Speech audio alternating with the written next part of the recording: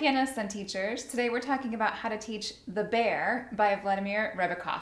It sounds like this.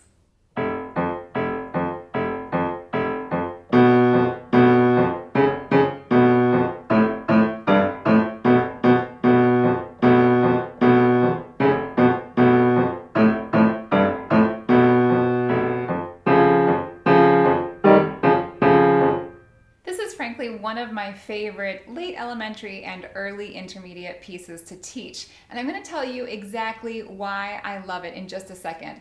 But first, if we haven't met before, my name is Jana Williamson. Welcome to my home piano studio in the suburbs of Chicago.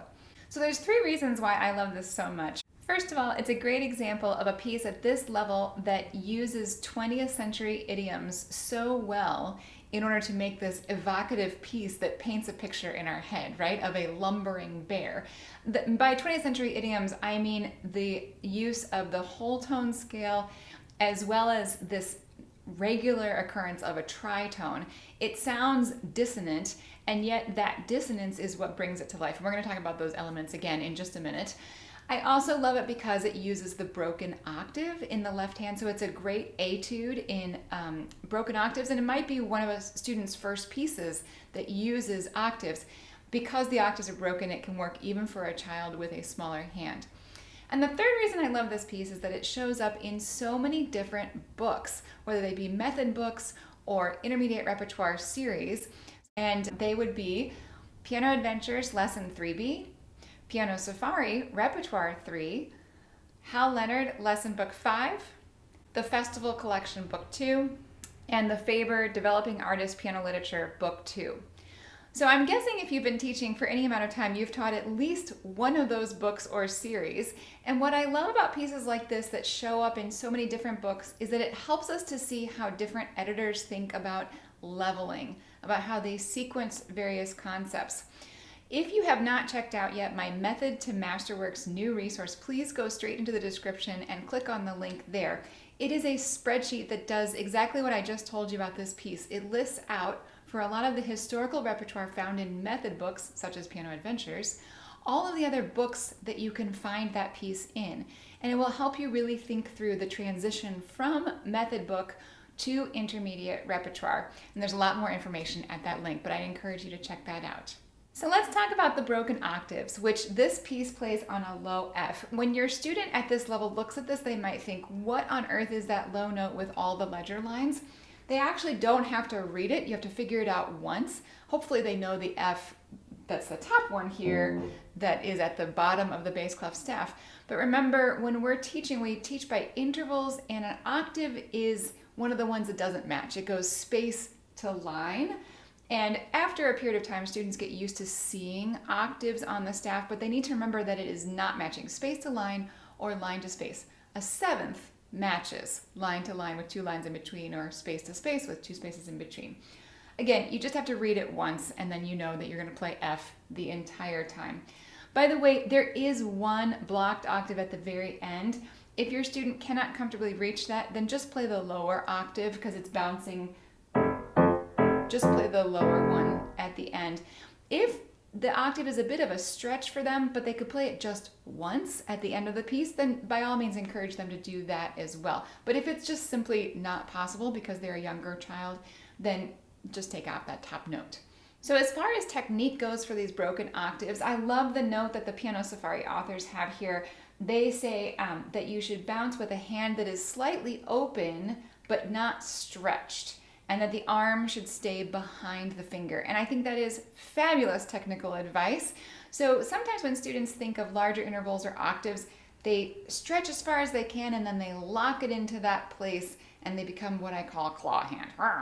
You know, it's a very, very tense thing. So we usually do that intentionally wrong. Let's make an awful, really tense claw hand and then relax it. We don't want to do that when we're playing the piano.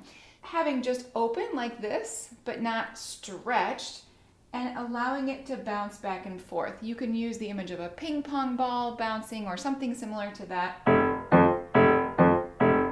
Just a little bit of an arc, you know, a little bit of up and down, and kind of keeping that open position, but again, the forearm is traveling behind the finger a little bit. And this will depend on how small your student's hand is. If they have a very small hand, they're going to do more forearm motion. If they have a hand that can comfortably reach an octave, then they won't need as much forearm. But still thinking that it's going back and forth. And you can even think just a little bit of rotation too as you do that arc. That would be the first thing I would do with my student after I introduce this piece with the idea of a lumbering bear. One of my favorite things to do in a lesson on this piece is to ask a student how much they think a full-grown male polar bear or grizzly bear weighs, and then to just simply go on Google and look up that information. According to Google this morning, the polar bear is the largest of the bears, but grizzly bears I think are quite close. And Rebikov would have lived in Russia, so I looked up largest Russian bears, and it's the Kachaka, I didn't say that right. It's a Siberian brown bear is their largest one there. And so you can have a really fun time looking at some images, just looking up Wikipedia to find out average weights for these bears, and then kind of compare that to your student.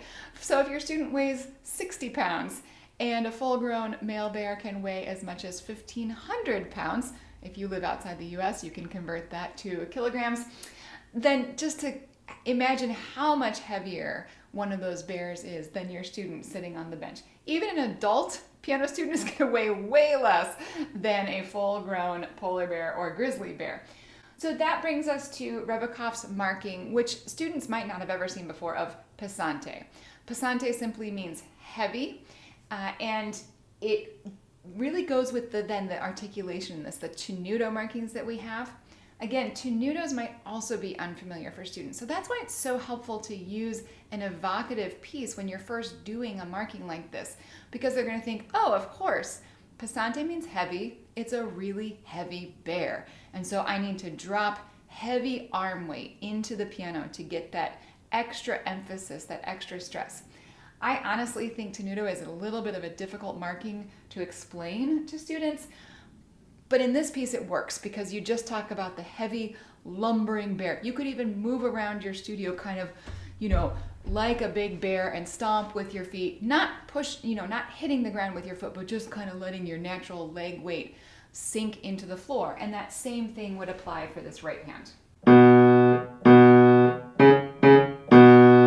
And I would advocate for starting with the third finger because that's the one that's going to hold that arm weight the best. You could certainly also do finger 2. You could let your student try both and see which feels more comfortable to them. Throughout the whole piece, we have those tenutos and that feeling of pesante. As an aside, I do think the dynamics are editorial because every edition that I've looked at in this has a slightly different take on the dynamic markings. Jane McGraw in Masterworks Classics includes an echo dynamic within the B section. So measure 11 is louder. And then she marks it softer for measure 15. That's a really nice idea, but I don't know that Rebikov actually wrote that. So whatever edition you're using, just use the dynamics that are in there. And in general, it should have a fairly loud, pesante, bear-like feel. If you're enjoying this video, could I ask you to do a quick favor? Hit the like button right below, and would you share it with a colleague or friend? I'd really appreciate it. All right, so again, we talked about how we're gonna start this piece by imagining a bear, talking about how heavy bears are, talking about why Rebikov might have written this, down low with those lumbering broken octaves in the left hand, really getting an imagination for it. And then briefly talking about the left hand octaves because that's all the left hand does for the entire piece. So what else is going on? We have a lot of whole steps. In fact, it makes a whole tone scale. He starts on B, then we have C sharps, and then later on those are written enharmonically as D flats, D flat, E flat, F. So if you took those 4 notes, if you add the G that happens also in measure 12, you get 5 whole steps in a row, or 5 notes that are whole steps apart. And if you kept going with those, including an A, you would get a whole tone scale. The other thing to note harmonically about this is that with the left hand on F and the right hand on B, that forms an augmented fourth, which is a tritone. Tritones are very dissonant, and in fact, in bygone eras, they were called the devil's interval and were pretty much prohibited from writing in the medieval times. You were not allowed to use compositionally a tritone because it was so dissonant. In the early 20th century, composers started experimenting with things like tritone and whole tone scale. Debussy very famously used a lot of whole tone scales, and this is contemporary to Debussy. So I love that because students can engage with this piece thinking it sounds like a very heavy bear, and they can enjoy playing loudly with tenutos, pesante, while they're playing something very dissonant that on first hearing might not feel so comfortable in their ears. When students are playing pieces with dissonant sounds, uncomfortable things, things that don't sound tonal or like our current popular idiom, I encourage them to just go all the way with it. Don't shy away from it and say, oh, sorry, this is kind of, uncomfortable sounding, but just really play it. And that allows your audience to actually understand what is going on. And again, in this piece, it works so well that that's why it's a great teaching piece for this. Because of all of the whole tone scale, there are a lot of accidentals in this piece, of course. Students frequently misread the B section. We have the double third with D flat and F, and then E flat and G, and then he switches to sharps, back to D flat and E. So I would take some time with my student and just play out that whole tone scale and kind of talk about those are the only notes we're going to use.